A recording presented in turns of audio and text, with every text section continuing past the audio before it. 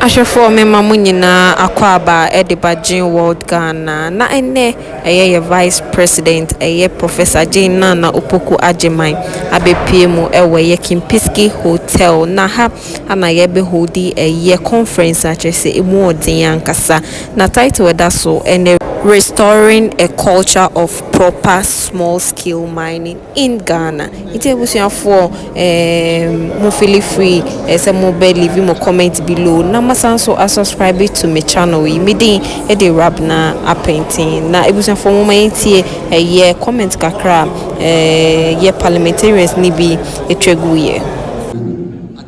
Yes, I'm Andy. Thank you. So we'll take about 4 or 5. It can be a contribution, it can be a question. And please, if it's a question, let me know who it is going to so that I can direct it properly.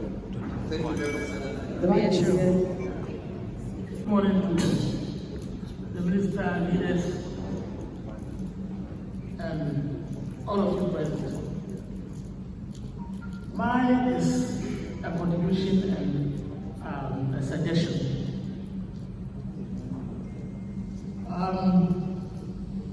We must, as a nation, probably blame ourselves, or as leaders, blame ourselves for what is happening. We pulled back, and we've gotten to this situation that we find ourselves, where practically everybody doing what he wants. And I'm suggesting that what the government can do is to think of the concept of smart money. Smart money involves the provision of technology and digitalization and some other forms of research that will improve the small-scale mining that people are doing. It will improve the efficiency, safety.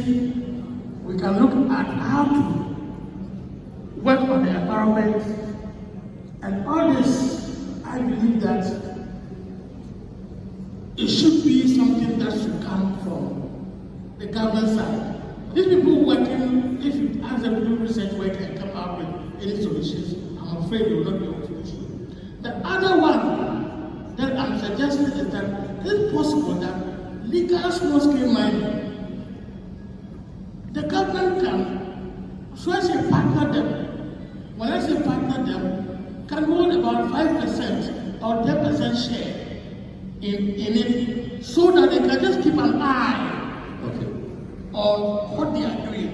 Just like I've done to some of these banks. If you go to Ghana Commercial Bank or any of these banks, there's a little percentage that the government is holding, and that always brings the government to keep an eye on what they are doing. Did you mention your name, please? Your name? Dr. Mark Kent Nawale. They're looking for NAFTA. For where? NAFTA. So I'm suggesting that smart mining and then possible government equity in some of the mines. yes, some form of yes. Markets now. Thank you. Thank you. Yes, sir. Thank you. Yes, thank you for the opportunity. I have an issue to suggest to the minister. You know, land administration has a part to play in all the discussion going on. Now, the mining concessions that are being licensed stems from ownership of a land. And so you go to a community where the family or the stool have leased a land to a company or an individual. Then that individual assumes ownership of that portion of the land and now goes to government for license to mine. He's already assumed an authority to appropriate the land in a way he wants. And then he goes for the license, and then government also sees that, well, he owns the land already, and so I will give the mining license. That is what brings about the issue of mining companies having large concessions but still are not using them. And now we have to go back to them to surrender, which goes at a cost. And you know, government will not be in the position of going for that surrender at a cost. And therefore, if we are to make it easier for concession to be monitored and supervised, then wherever we envisage a mineral concession, then the ownership of the land must be within the jurisdiction of the one that gives out the license for mining. Otherwise, ownership or authority over might be on two agencies and authorities, which might not help in supervising the mining. Thank you. You didn't introduce yourself. My name is Wala Sikbedi, Esquire. I'm from Prez. Okay. So I'm going to take the last. Honorable Pius, take account of that. Yes. As part of the stakeholders that we invited, I wanted to see the security cameras. Because when you go to the regions, they are the main bosses there. And none of these people can isolate him or himself from this canker that we are battling this morning.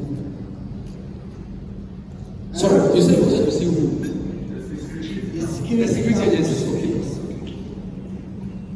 I have a situation in my constituency just yesterday.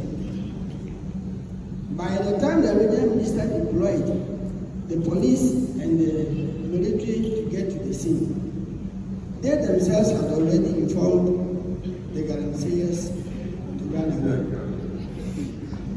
Because of this situation, a whole basic school had to shut down yesterday because their only source of drinking water has been polluted by the Galansayers. So I think this is a nice offer, a very bold step by our honorable minister. But minister, before you can succeed, you succeed very well. The security campus in the country have a very big stake in this fight. Thank you. Thank you, Honorable Pius. Enti ahwefo wei parliamentarians omo ha chese ye Ghana ehu hia omo enunti omo tibi ntena se ema galamsey illegal miners for NSA and sase no omo wa hanum se ya chese omo nyina ekeka omadwen abom keka omo eye omo nimdi omo wo ede abom se omo betimi esi illegal mining galamsey na ohwe parliamentarians omo akase ya tumu se wei nyina no haye nyina enye omope enye yenso pe na ebedu brebi no yensuo kra ebenom no ebe wo se yebe import because yensuo ene ensase ese yenno ba yenso ese achese ano odin papa yebusiafo we ya reho se papa Ghana edu brebi a e wo se yenyina yesole waka na nyame bi wo honom a yesi ano kwan na ya broso ebusiafo parliamentarians will be in some mukeni moment ye mami mra for works, housing and water resources support this initiative totally, and we'll work together to make sure that we are able to clean up this unfortunate mess that we have at hand. Give it to our way, because our way is in that. Where's our way? Yes, I'm here. Yes. I thank the minister for this brilliant dialogue this morning. If it is anything to go by, I am the first MP after elections to make sure I stop the galamsey. I am the MP that has been banished by my chiefs because I'm fighting galamsey. You see, the issue is not about illegal mining. We are talking about pollution of water bodies and degrading of forest reserves. It doesn't matter it is illegal or illegal, because you have people who have concession to enter the forest. So you can't claim that one to be illegal, but he is destroying the forest. That is the issue at hand now. Most of the court cases are not being handled well because you have given prospecting license to the person to go and look for gold. How does he look for the gold? He must dig. He must try to find the gold before he can do the large-scale mining. That is why when you send a person to court, because I was a former DCE, and when you send a person to court, they ask you have given the person prospecting license. What does that mean? It means he is to look for gold, and the person is looking for gold, and you say he shouldn't mine. That is one challenge. Then you get a concessionaire with a large-scale concession with prospecting license. Every 5 years, he changes the name of the company. There is a company who has held a mining concession for the past 30 years and has never done any mining. So you go there and they are the same people doing the small-scale mining. Meanwhile, large-scale concession is not to do small-scale mining. So you will see that there will be that loggerheads between the indigents who want to do the small scale against the one having the large scale concession. The same large scale concessionaire will be doing the small scale mining, which is against the law. So like the earlier speakers alluded to, if they can see those portions for the small scale mining, and even if possible, take away, because you can't hold one concession for more than 30 years without any diligent mining or whatever. Then he will be there, oh, it's my concession. Then he is doing illegal activities against the small scale miners.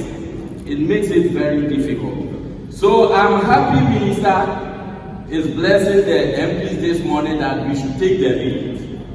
In my quest to fight the galamsey.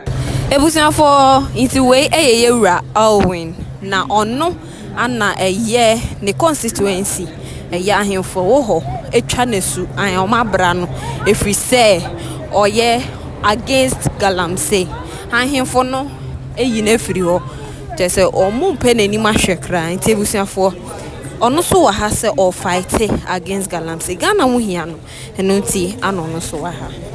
From here, we go to the office so that we look at how Naana will reverse the banishment so that I can continue to fight my fight against the galamsey. I have local task force people who are ready to fight the galamsey without giving the security. Wow. We need only to empower them. If they get the blessing of the minister, we don't need the military or whoever. We can fight the galamsey in my jurisdiction. Thank you very much.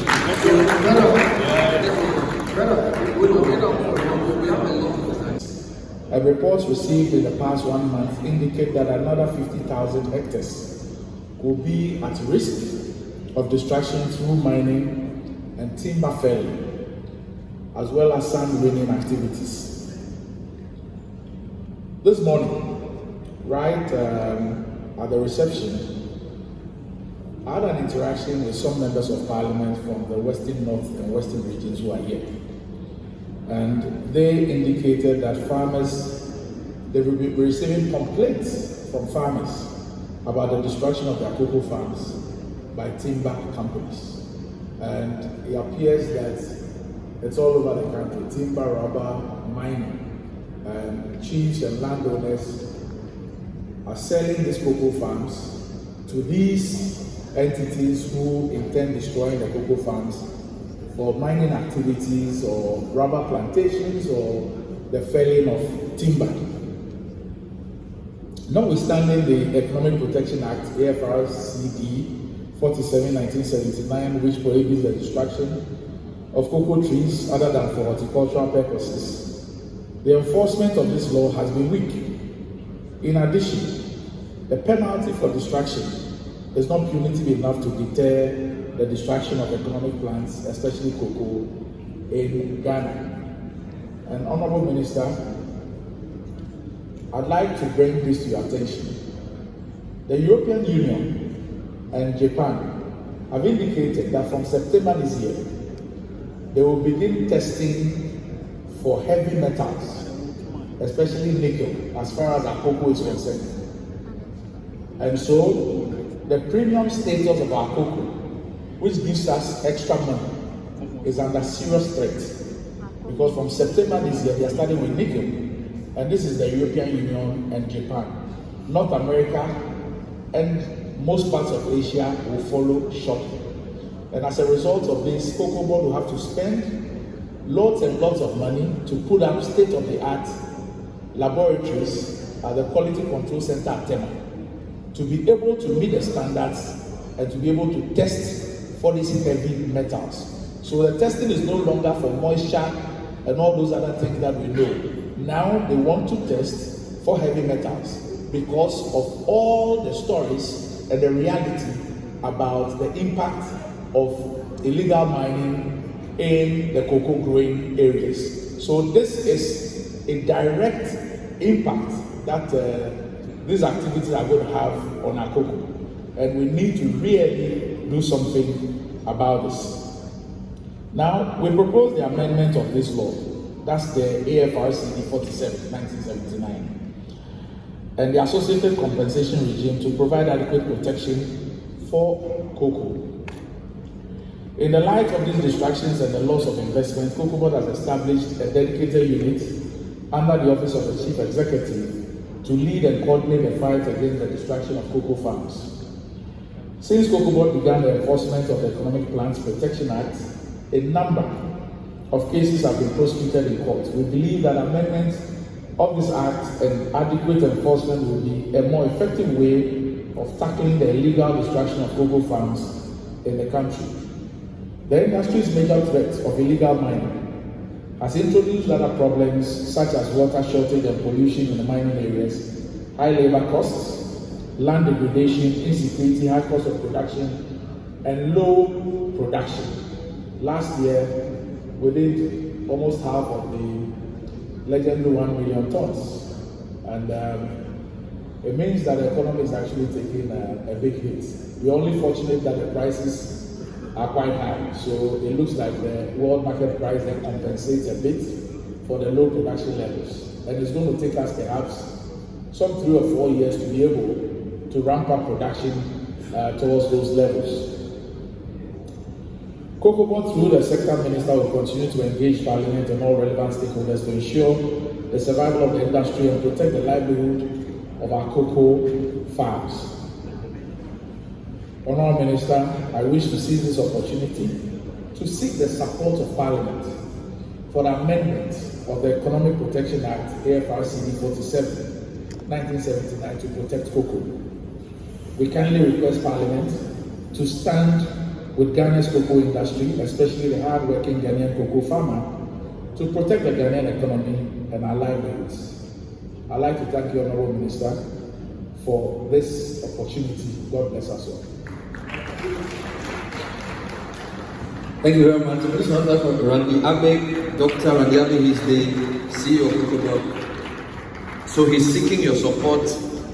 You said it's EPA.